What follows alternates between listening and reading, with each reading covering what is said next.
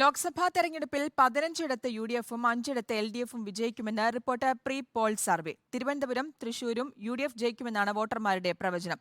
ഇഞ്ചോടിഞ്ച് പോരാട്ടം നടക്കുന്ന 2 മണ്ഡലങ്ങളിലും എൻഡിഎ നിർണായക ശക്തിയാകും.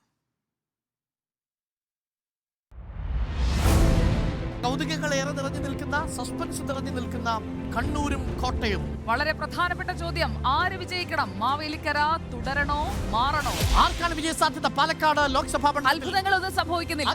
2024 ജനുവരി 28 മുതൽ ഫെബ്രുവരി 8 വരെയാണ് ലോക്സഭാ തെരഞ്ഞെടുപ്പിനോടനുബന്ധിച്ച് റിപ്പോർട്ടർ ജനാഭിപ്രായങ്ങൾ തേടിയത്. 20,000-ഓളം വോട്ടർമാർ പങ്കാളികളായ സാമ്പിൾ സർവേയിലൂടെയാണ് മണ്ഡലത്തിലെ ജനങ്ങളുടെ അഭിപ്രായം ക്രോഡീകരിച്ചിരിക്കുന്നത്. 20 മണ്ഡലങ്ങളുടെ സർവേ പൂർത്തിയാകുമ്പോൾ UDF 15ഇടത്തും LDF 5 മണ്ഡലങ്ങളിലും വിജയിക്കുമെന്നാണ് പ്രവചനം. NDA അക്കൗണ്ട് തുറക്കില്ല.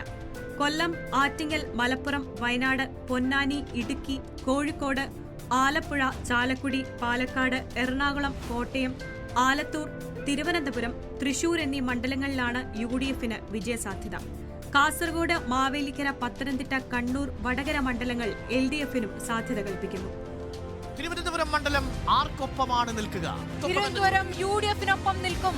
44.8. ശക്തമായ ത്രികോണ മത്സരം പ്രവചിക്കുന്ന തിരുവനന്തപുരം മണ്ഡലം UDFനെ കൈവിടില്ലെന്നാണ് സർവേ ഫലം. 44.8% പേരാണ് UDF വിജയം പ്രവചിക്കുന്നത്. LDFും BJPയും തമ്മിൽ ഇഞ്ചോടിഞ്ച് പോരാട്ടമാണ് തിരുവനന്തപുരം മണ്ഡലത്തിലുള്ളവർ പ്രവചിക്കുന്നത്. സിറ്റിംഗ് MPയായ ശശി തരൂരിന്റെ പ്രവർത്തനം മികച്ചതെന്ന് 25.3% അഭിപ്രായപ്പെട്ടു. പിണറായി സർക്കാരിന്റെ പ്രവർത്തനം മോശമെന്നും പ്രതിപക്ഷ പ്രവർത്തനം ശരാശരിയെന്നും സർവേയിൽ പങ്കെടുത്തവർ പറയുന്നു. പ്രധാനമന്ത്രി പദത്തിലേക്ക് 48% രാഹുൽ ഗാന്ധിയെയും 45% നരേന്ദ്രമോദിയെയും ആഗ്രഹിക്കുന്നവരാണ്. VD സതീശൻ മുഖ്യമന്ത്രിയായി വരണമെന്നവരും കുറവല്ല. തൃശൂർ പൂരങ്ങളുടെ നഗരി, സാംസ്കാരിക തലസ്ഥാനം എന്നൊക്കെ നമ്മൾ വിശേഷിപ്പിക്കുന്ന തൃശൂരിൽ കുടമാറ്റം പോലെ ഒന്ന് കരുതി വെച്ചിട്ടുണ്ടോ വോട്ടർമാർ മനസ്സിൽ? ത്രികോണ മത്സരം നടക്കുന്ന ശക്തന്റെ തട്ടകത്തിൽ ഇഞ്ചോടിഞ്ച് പോരാട്ടമാണ് സർവേ പ്രവചിക്കുന്നത്. 3 മുന്നണികൾക്കും നിർണായകമായ മണ്ഡലത്തിൽ നേരിയ മുൻതൂക്കം UDFന്.